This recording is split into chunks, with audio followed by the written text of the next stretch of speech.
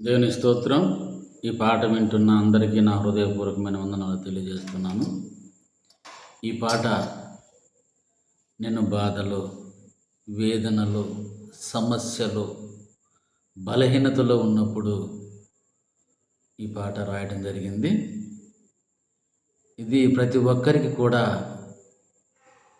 సమస్య ఉన్నవారికి ఈ పాట వర్తిస్తుంది. లేఖనానుసారంగానే ఈ పాట దేవుడు నా చేత రాయించాడు. పాడుకుందాం.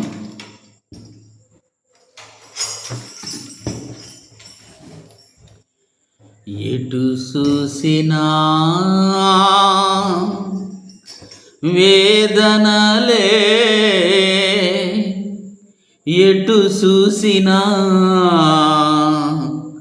రోదనలే, ఎటు చూసినా వేదనలే, ఎటు చూసినా రోదనలే, ఎటు చూసినా అలజడులే, ఎటు చూసినా శోధనలే. నెమ్మది దయచేయుమా నాకు, నెమ్మది దయచేయుమా యేసయ్యా, నెమ్మది దయచేయుమా, నెమ్మది దయచేయుమా నాకు, నెమ్మది దయచేయుమా యేసయ్యా, నెమ్మది దయచేయుమా. అలసిపోయి నా హృదయం కలవరపడుతున్నది,